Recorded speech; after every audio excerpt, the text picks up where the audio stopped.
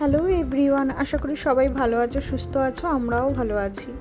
আজ আমি ভিডিওটা শুরু করলাম সকাল থেকেই। ঘুম থেকে উঠে সকালবেলা ঠাকুর প্রণাম করে তারপর সকালবেলায় তাড়াহুড়ো করে রান্না করতে হয়, তাই চলে গেলাম সোজা রান্না করে। টাইমের রান্না, লাঞ্চ রেডি করে টাইমেই আমাকে দিতে হয়, তাই রাত্রিরেই ভেবে রেখেছিলাম কি রান্না করব। আজকে একটু পটলের দোরমা করব। ও পটলের দোরমা খেতে খুব ভালোবাসে। আগের দিন রাত্রেই আমাকে জানিয়ে রেখেছিল আজকে পটলের দোরমা করে দিতে, তাই রাত্রিবেলায় আমি রেডি করে রেখেছিলাম। পটলগুলোকে খোসা ছাড়িয়ে রেখে দিয়েছিলাম যাতে সুবিধা হয় আমার রান্না করতে। পরের দিন সকালবেলা উঠেই আমি ও পটল থেকে দানাগুলো বের করে নিচ্ছি। পটলের মুখটা কেটে হালকা হাতে চামচ দিয়ে গোল করে পটলের দানাগুলো বের করে নিতে হবে। এইভাবে প্রত্যেকটা পটল আমি কেটে নিয়ে দানাগুলো বের করে ফেলে রেখেছিলাম। এবার একটু চিংড়ি মাছগুলো নুন হলুদ মাখিয়ে ভেজে তুলে রাখবো।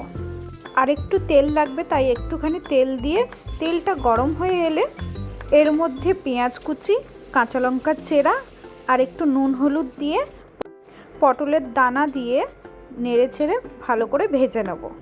এই ভাজা মশলাটা ঠান্ডা হয়ে গেলে মিক্সারে দিয়ে দেবো। তার মধ্যে চিংড়ি মাছ দিয়ে দেবো, দিয়ে একটু পেস্ট করে নেব, আধা পেস্ট করে নেব। দিয়ে তারপরে পটলের মধ্যে ঢুকিয়ে নেব।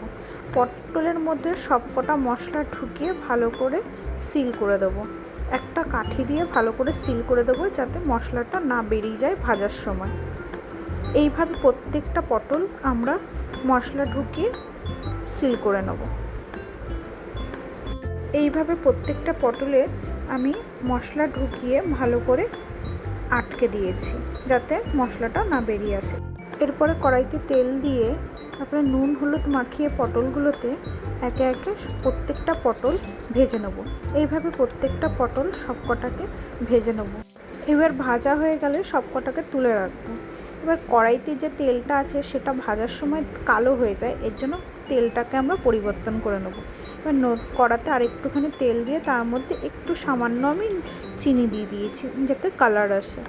তারপর কয়েকটা তেজপাতা, গরম মশলা, দারচিনি, লবঙ্গ দিয়ে ভালো করে নেড়ে তারপরে পেঁয়াজ কুচি, কাঁচা লঙ্কা দিয়ে একটু নেড়ে নেবো। এর মধ্যে একটু নুন দিয়ে দেবো যাতে পেঁয়াজটা নরম হয়ে যায়। তারপরে একটু লাল লাল হয়ে এলে তার মধ্যে আদা বাটা, রসুন বাটা দিয়ে নেড়ে নেবো। নাড়াচাড়া করে একটু কষিয়ে নেবো। দিয়ে আদা রসুনের গন্ধটা গেলে একটা টমেটো কুচি দিয়ে দেবো। এটা দিয়ে ভালো করে কষবো। একটু কষিয়ে তার মধ্যে হলুদ গুঁড়ো, জিরে গুঁড়ো, ধনে গুঁড়ো, কাশ্মীরি লঙ্কা গুঁড়ো কালারের জন্য আর একটুখানি লঙ্কা গুঁড়ো দিয়ে ভালো করে কষবো। যতক্ষণ না তেল বেরিয়ে যায় মশলা থেকে ততক্ষণ ভালো করে কষবো। মশলাটা বেশ অনেকক্ষণ ধরেই কষতে হবে যাতে মশলা থেকে কাঁচা গন্ধটা বেরিয়ে যায়। আর তেল ছেড়ে এলেই বোঝা যাবে যে মশলাটা তোমার হয়ে গেছে কষা। তারপরে জল দিয়ে ফুটিয়ে নেবো আমি। ঢাকা খুলে এবার দেখে নেবো জলটা ফুটে গেছে আমার। এবার একে একে সব পটল আমি দিয়ে দেবো আলগা হাতে।